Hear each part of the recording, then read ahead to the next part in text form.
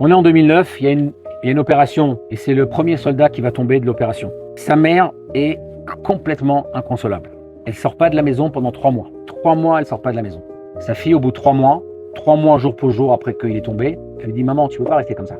Tu veux pas rester à la maison, c'est pas possible. » Elle dit « Je veux pas vivre, je veux pas sortir de la maison. » Elle dit « Maman, t'es obligée de sortir. » Elle se convainc de sortir. C'est des gens qui sont traditionnalistes. Et quand elle arrive à la porte, elle touche la mezouza. Elle dit « Mon Dieu, ma fille m'a convaincu de sortir pour reprendre la vie.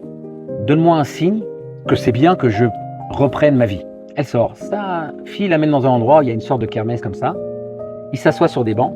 Et un petit garçon qui vient les voir, la mère et la fille. « Shalom, shalom, bon, Tirou, yeshliar katan. Viens, venez voir, j'ai un nouveau petit frère. » Bon, on est en Israël ici. Hein.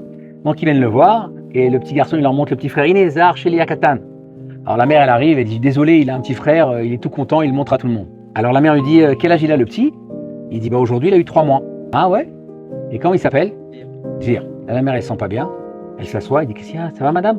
Il dit « Alors la fille dit « Je peux vous demander pourquoi vous l'avez appelé Dvir ?» Il dit « Ben oui. » Il dit « Voilà, j'ai été à l'hôpital. Et juste avant d'accoucher, ils voient qu'il y a une complication dans la grossesse. Et ils disent « On ne sait pas si le bébé va survivre. Et il y a un danger aussi pour vous.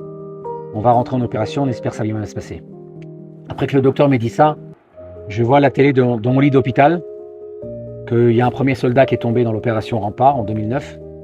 Et je vois qu'il s'appelle Dvir. Et on est traditionnaliste dans la famille, on n'est pas très religieux, mais traditionnaliste. J'ai levé les yeux au ciel et j'ai dit « Mon Dieu, je prie pour que tout se passe bien. Et si mon fils naît en bonne santé, il y a un Dvir qui est parti. Moi, mon enfant qui naîtra, je l'appellerai Dvir pour qu'il y ait un autre Dvir qui arrive sur le peuple d'Israël. » Et là, la mère leur dit « Dvir, c'est mon fils. »